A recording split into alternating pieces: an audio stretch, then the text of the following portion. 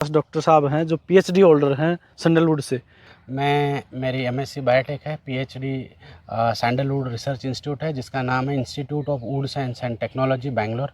यह कैजुरिन इक्वेस्टिफोलिया सरू दिया है और उस साइड में नीम दिया है। नीचे से वी शेप का कोई दूसरा पैरेलल ब्रांच उसके साथ जा ना रहा हो। 30% ब्रांच को कट करना है नीचे से और ऊपर 70% ब्रांच में आपका ब्रांचेस रहना चाहिए। एक बार या दो बार थोड़ा थोड़ा प्रूनिंग करते ऊपर लेते जाना है। हम 3 लेयर फार्मिंग का हमेशा मैं रिकमेंड करता हूँ कि कैजुरिना से हार्डवुड फॉर्मेशन में ज़्यादा डेवलपमेंट में हेल्प हो जाएगी।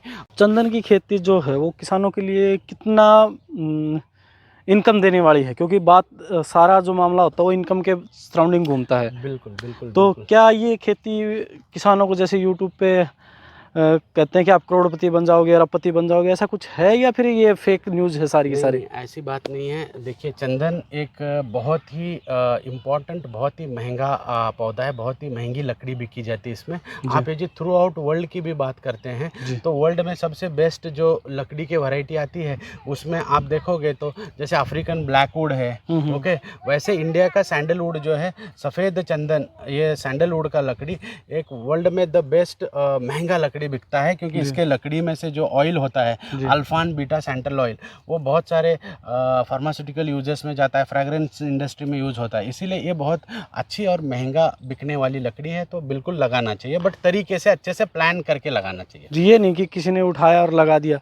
अच्छा, इसमें एक बात और बताएं कि पौधा नर्सरी वाले, मान लें किसी नर्सरी से मैंने पौधा ले लिया, तो क्या नर्सरी वाले का रोल ख़त्म हो जाता है या लास्ट तक उसके साथ में कनेक्टिविटी बनाए रखनी पड़ती है? नहीं, बिल्कुल कनेक्टिविटी रखनी चाहिए। जैसे अभी हमारा ही स्ट्रक्चर आप देखोगे, जैसे आपने अभी हमारा देखा है, ठीक है ना, तो हमने हमारा एम्फेसिस हमेशा ये होता है, जैसे एग्रीकल्चर का जो यदि किसी डॉक्टर को मिलोगे, पीएचडी वाले को या किसी को भी, तो वो बोलेगा कि सबसे इम्पोर्टेंट होता है खेती में वो होता है बीज, ओके, पौधा, ओके। यदि आप ग्राफ्ट, आप किस क्वालिटी का, किस वैरायटी का पौधा लगा रहे हो, वो बहुत ही ज़्यादा इंपॉर्टेंट है, क्योंकि बाद में वही जेनेटिक मटेरियल रहने वाला है और उसी से रिजल्ट आने वाला है। बीज का महत्व सबसे महत्वपूर्ण, सबसे पहला काम है वो पाया है। बीज मतलब पाया है, पाया अच्छा होगी तभी बिल्डिंग अच्छा बनेगा। जी। तो बीज बहुत बढ़िया से जगह है जहाँ पे 55,000 पौधे 35-40 साल पुराने हैं, तो उसके सिलेक्टेड, जब हम पढ़ते थे तब उसका सीपीटी कैंडिडेट सिलेक्शन हुआ करता था, तो सिलेक्टेड कैंडिडेट का ही बीज इकट्ठा किया जाता है और उससे ही जर्मिनेट किया जाता है। जी, एक बात तो ये भी रहती है कि इसकी परमिशन की बात और बता दें आप। जी, परमिशन का क्या फार्मर को परमिशन लेनी पड़ेगी कहीं पर भी लगाते हैं तो? नहीं, पूरा इंडिया में आज के टाइम में चंदन लगाने के लिए हमको किसी की परमिशन की ज़रूरत नहीं है। या लीगल है ये? हाँ, ये पूरा कब से लीगल है ये 2001-2002 में सबसे पहले इसका जो रिस्ट्रिक्शन था, चंदन के ऊपर का जो रिस्ट्रिक्शन था, वो 2001-2002 में तमिलनाडु और केरला ने हटाया था। फिर धीरे धीरे सारे स्टेट में, आज पूरे इंडिया में आप चंदन लगाइए, आपके खेत में लगाइए, आपको किसी के परमिशन की ज़रूरत नहीं है। मिट्टी पानी और बता दो डॉक्टर साहब, कैसा मिट्टी और कैसा पानी चाहिए? चंदन का पौधा आप यदि ट्रेडिशनली देखा जाए तो बलुआ मिट्टी हो, पथरीली मिट्टी हो, दोमट मिट्टी हो, तो इसमें बहुत अच्छे से पनपता है। ये चंदन जहाँ ज़्यादा चिकनी मिट्टी होती है, जो ज़्यादा पानी पकड़ के रखती है, उस मिट्टी में थोड़ा सा इसका ध्यान रख के लगाना चाहिए। ये क्योंकि वो पानी ज़्यादा इसको अच्छा नहीं होता, इसकी जड़ों में पानी ज़्यादा होता है तो उसमें इन्फेक्शन लगता है, फंगल इन्फेक्शन लगता है, तो पौधा सूखने का चांसेस होता है। जब भी किसी को ऐसा प्रॉब्लम होगा तो उनको बेड पे पौधे लगाने चाहिए, बेड बना देनी चाहिए। 2 फीट की बेड बना के उसमें पौधा लगाइए आप। जी, एक बात और भी रहती है किसानों की कि इस पे जो परमिशन की आवश्यकता हो, आपने क्लियर कर दी कि कोई परमिशन की ज़रूरत है नहीं।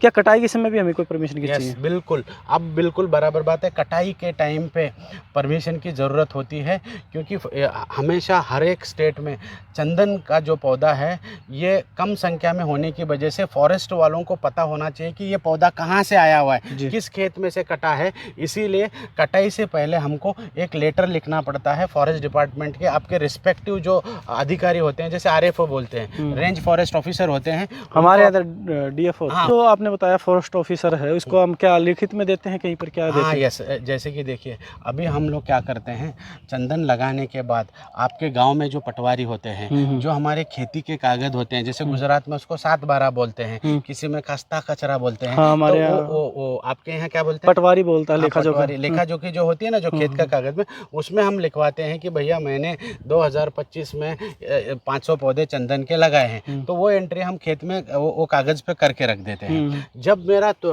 काटने का टाइम आएगा चंदन का, तब मैं जब फॉरेस्ट डिपार्टमेंट को लेटर दूंगा कि सर मेरे को ये चंदन के पौधे काटने हैं और आप परमिशन दे दो, तब मैं वो उसका जेरोक्स भी वो लेटर के साथ लगा देता हूँ और वो ऑफिसर को दे देते हैं। तो उनके उसके बाद वो लोग कटिंग का परमिशन देंगे हमको। चंदन में 2 परमिशन ज़रूरत होती है कटिंग के टाइम में, एक पौधा कट करने का और दूसरा उसके अंदर का लकड़ी अलग करने का। ये 2 हार्डवुड हार्डवुड निकालने का, ये दोनों परमिशन हमको फॉरेस्ट डिपार्टमेंट से लेना पड़ता है।